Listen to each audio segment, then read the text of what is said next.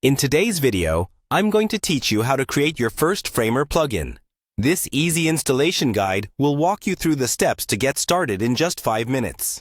So, let's dive in. To begin with, the first step is to head over to Framer's website. Framer is a fantastic tool where you can create professional-grade websites without needing to write any code.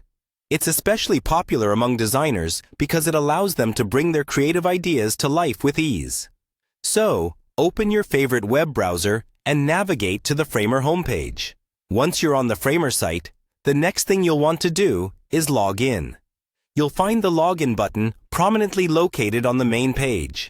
If you don't already have an account, make sure to sign up.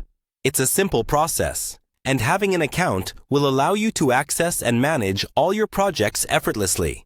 Clicking on the login button will take you to the login page, where you can enter your credentials and proceed. After logging in, you'll find yourself on the Framer home. This is your central hub, where you can access all your projects. Think of it as your creative workspace, where everything begins. From here, you can manage your existing projects or start something new. Take a moment to familiarize yourself with the interface if you're new to Framer. Now, it's time to select a project to work on. Choose any project you have in Framer.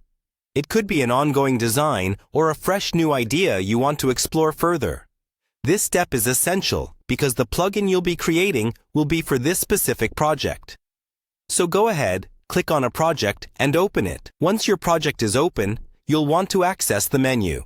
The menu is your gateway to various tools and options that Framer offers.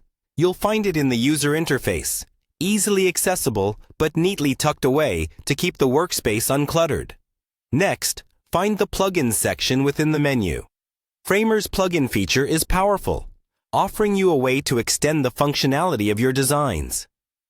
Click on the Plugins option to open the Plugins interface, where you'll be focusing for the next few steps. Finally, within the Plugins section, look for the option to open the Development plugin. This is where the magic happens. Clicking on Open Development plugin will give you access to the tools needed to start developing your own plugin. It's here you can begin experimenting with adding new features and functionalities to your current project. And that's it! You've successfully completed the basic setup to create your first Framer plugin. From here, you can explore and experiment further, tailoring the plugin to suit your needs and enhance your projects. Thank you for watching, and happy designing!